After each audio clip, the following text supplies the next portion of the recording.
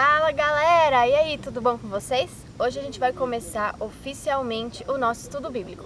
Então se você não viu os 2 primeiros vídeos do canal, corre lá pra você não perder nadinha, beleza?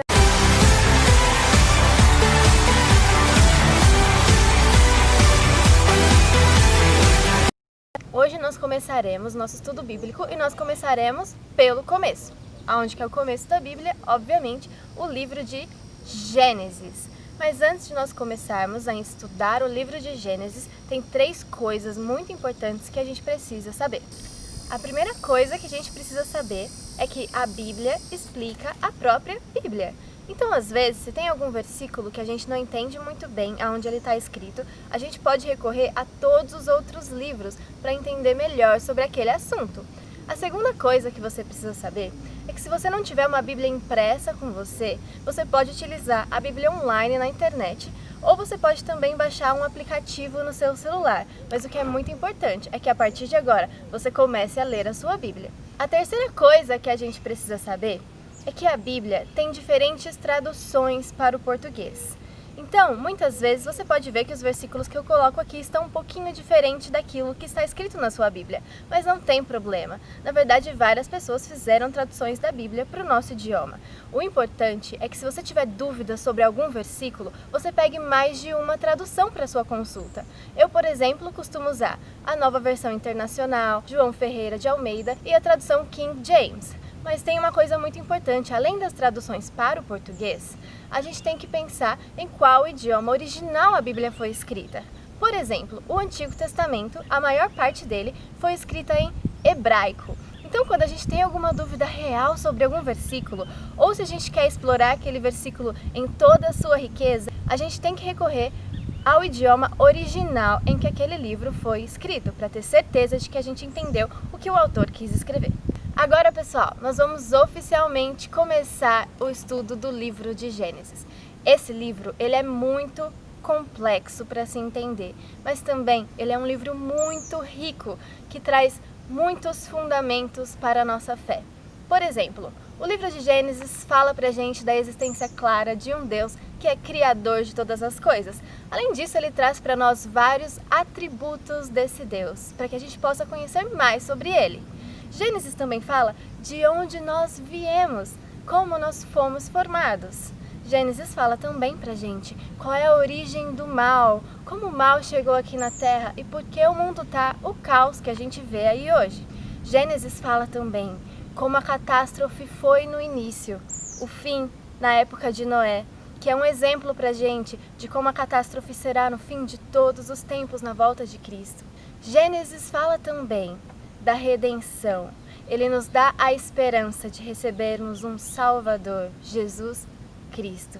Gênesis nos fala também da aliança do homem com Deus através da história de Noé. E ele nos fala da justificação através da fé e não pelas obras através da história de Abraão. Ou seja, é um livro para que a gente estude nos seus detalhes, para que a gente aprenda mais sobre os fundamentos da nossa fé. E agora vamos começar por onde? Obviamente, o primeiro versículo de Gênesis. Gênesis capítulo 1, versículo 1. Esse versículo, ele diz assim: no princípio criou Deus os céus e a terra. Esse versículo, ele é tão rico no seu conteúdo que nós vamos passar esse vídeo e os próximos 2 vídeos de estudos bíblicos falando apenas sobre ele. Então vamos lá, o que diz esse versículo? No princípio criou Deus os céus e a terra. Diz que Deus é o Criador dos céus e da terra. E eu queria chamar a atenção para vocês nesse versículo para uma palavrinha especial. Esse verbo criou. Lembra que eu falei para vocês que muitas vezes na tradução nós perdemos a riqueza do conteúdo? Isso é uma das coisas que acontece nesse versículo.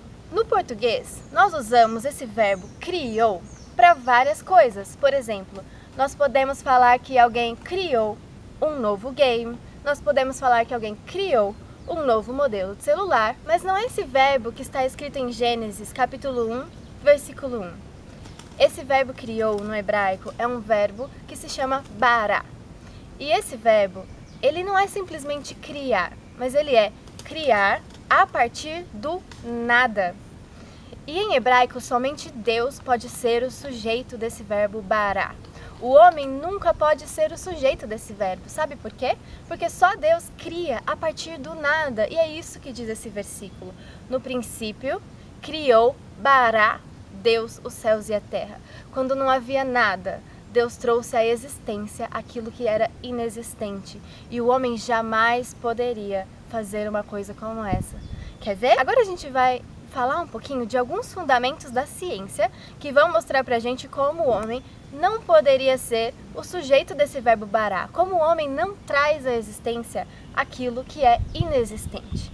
Eu prometo pra vocês que vai ser bem simples e que todo mundo vai conseguir entender. Tem um cientista muito famoso que é considerado o pai da química moderna. Esse cientista se chama Lavoisier. Lavoisier diz o seguinte: na natureza, nada se cria, tudo se transforma. O que ele disse é: o homem consegue transformar várias coisas, mas a gente não cria nada. A gente só pega aquilo que já existe e transformamos em outra coisa. Por exemplo, a gente pega o gás, transforma em plástico. Pegamos o plástico e transformamos em sacolinha. Isso não é criar nada, isso é simplesmente transformar. Porque quem cria a partir do nada é só Deus. Mais um exemplo da ciência que vai mostrar pra gente que só Deus pode ser o criador. Um cientista nada mais, nada menos do que Albert Einstein, e eu espero que você conheça esse cientista, disse o seguinte: toda matéria tem uma energia associada e toda energia tem uma matéria associada. Então, em palavras muito simples, quer dizer que matéria, aquilo que é palpável, consegue de alguma forma se transformar em energia, calor ou luz, por exemplo.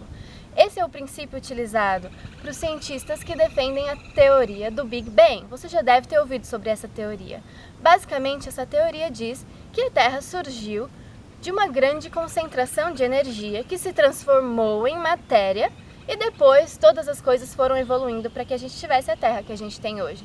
Esse é o primeiro grande furo dessa teoria. Por quê? De onde veio a energia oficial que se tornou em matéria? Ou de onde veio a primeira matéria que se transformou em energia? A ciência não fala sobre isso, porque eles sabem que nada é criado a partir do nada. Só Deus pode fazer isso, nós sabemos a resposta. Deus é o único sujeito do verbo bará. Ninguém além dele consegue criar a partir do nada. Tem mais um momento na Bíblia onde esse verbo bará aparece. E ele aparece lá no livro de Salmos, e o salmista diz assim: cria em mim, ó Deus, um coração puro e renova em mim um espírito reto. Esse cria também é o mesmo verbo, esse verbo bará, porque o salmista está pedindo a Deus que Deus crie nele um coração puro. O salmista sabia que o nosso coração não é puro. Na verdade, a Bíblia diz que o coração do homem é mais enganoso do que qualquer outra coisa. O nosso coração, ele não é puro.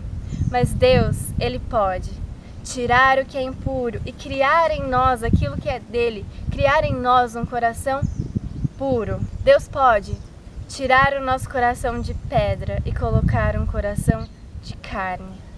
Deus, Ele quer o seu coração, Ele quer transformar o seu coração impuro e pecaminoso em um coração puro. E sabe por que você precisa de um coração puro?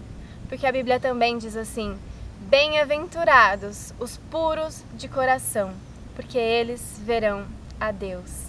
Só Deus pode colocar em você um coração puro para que você o veja um dia. Além disso, muitas pessoas tentam entender a Deus somente com o nosso raciocínio, somente com o nosso intelecto, mas não é assim que a gente entende a Deus. Nós precisamos primeiro entender e conhecer a Deus no nosso coração.